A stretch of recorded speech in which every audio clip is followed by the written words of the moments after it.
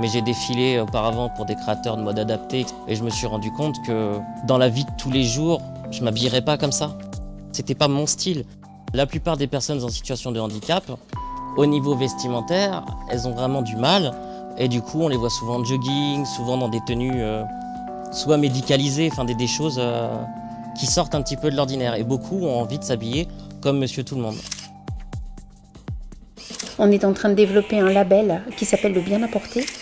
Mais on a commencé, donc conformément à notre nom Cover, par développer un magazine en ligne, un webzine, qui s'appelle Cover Dressing et qui est lu par environ 500 lecteurs par jour actuellement, donc on est plutôt content.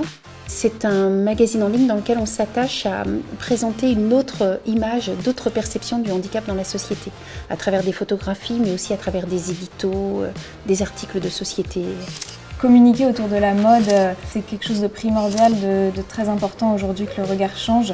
C'est pas évident parce que on parle beaucoup d'inclusion sociale, mais il y a peu de choses qui sont effectuées pour l'inclusion sociale.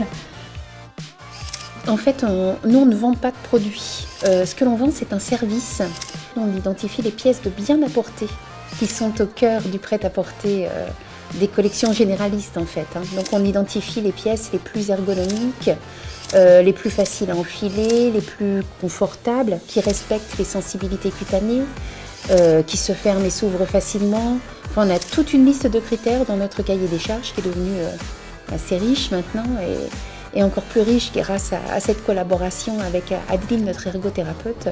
On le repère dans les collections et ça me permet de savoir si le vêtement peut être adapté à tel profil, donc qui ont toutes ces capacités-là, ou si du coup il va falloir préconiser plutôt autre chose, orienter les gens vers un autre type de vêtements.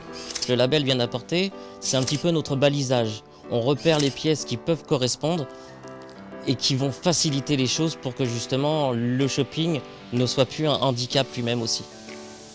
C'est important réellement de pas faire subir aux personnes en situation de handicap la double peine. Ils ont déjà suffisamment avec leur situation, c'est pas simple.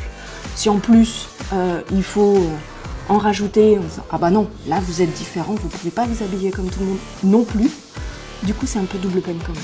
Donc notre travail, nous avec notre label Bien Apporté, ça va être d'identifier ces pièces de façon à les rendre plus reconnaissables par tous.